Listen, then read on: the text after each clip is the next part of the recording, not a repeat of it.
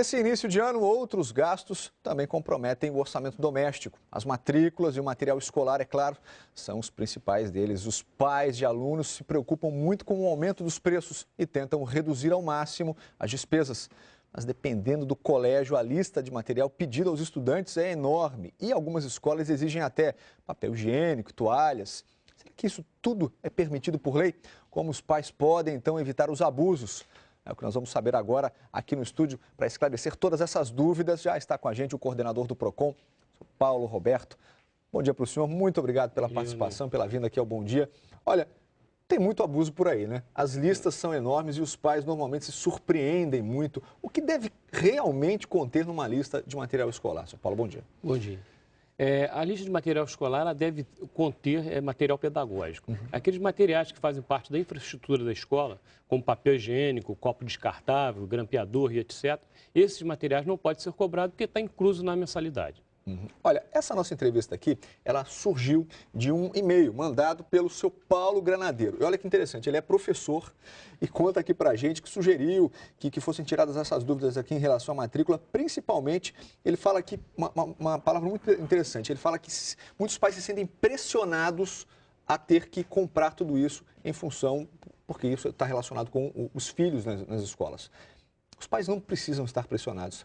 Ou precisam? Não precisa, não deve estar pressionado, mesmo porque o Código de Defesa do Consumidor ele obriga as escolas que apresentem uma lista, né, de compra de material para que o pai possa escolher, né, a melhor forma no mercado.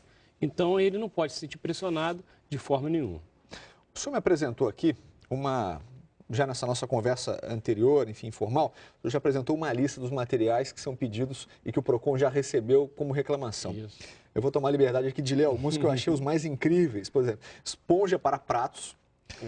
Nós temos aqui também fita para impressora, o toner para utilização em impressoras que são a laser e também o giz branco e ainda medicamentos. O giz que é utilizado pelo professor e também medicamentos. Essa lista aqui realmente é incrível. E ela é longa. Eu citei aqui alguns itens e tem pelo menos 30. São materiais de uso coletivo, como giz, papel higiênico, enfim, esse material não pode ser cobrado do aluno. O que deve ser cobrado é só os livros didáticos? É aceitável, além do material pedagógico, que se peça o material de uso pessoal, de higiene pessoal do aluno. Fora isso, qualquer outro medicamento faz parte da infraestrutura e está incluso na mensalidade. Os pais que se sentirem pressionados, eles devem fazer o quê, São Paulo? Eles devem, primeiramente, tentar conversar com a escola, né? E obtendo êxito, que procure os organismos de defesa do consumidor. Agora, tem itens como, por exemplo, papel higiênico, toalha, sabonete, o senhor falou que são os de uso pessoal. Esses não tem problema? Não, papel higiênico são de uso coletivo. Mas o que for de uso pessoal, por exemplo, de higiene pessoal, como mas o aluno pode dente, ter um kit lá só dele, por exemplo? Pode, escova de dente, pasta de dente, enfim, de higiene pessoal do aluno, não de uso coletivo. O giz, o papel higiênico é de uso coletivo. Então, isso aí não é aceitável. O Paulo, que mandou o e-mail para a gente, ele pergunta também o seguinte: os pais, os responsáveis, têm direito de pedir na escola, que vai matricular o seu filho, o registro do professor? É um direito? Quer dizer, se os professores são registrados, a avaliação da escola, quer dizer, outras informações relativas à escola que são importantes também. Claro que sim. Qualquer coisa que faça parte do contrato de trabalho, do contrato da escola, que é um contrato, e o uso pedagógico, é interessante que o pai saiba quem é que está dando aula para o seu filho. Então, é perfeitamente aceitável que ele queira saber quem é esse professor e qual é a formação dele. Pode ser cobrada taxa de matrícula? A taxa de matrícula ela é aceitável desde que faça parte da planilha. As escolas têm que apresentar uma planilha dentro daquele prazo de 45 dias antes da matrícula e desde que aquilo faça parte dos custos da escola, é perfeitamente possível. Reajustes em mensalidades. Nesse caso, o que os pais têm que observar para não serem surpreendidos?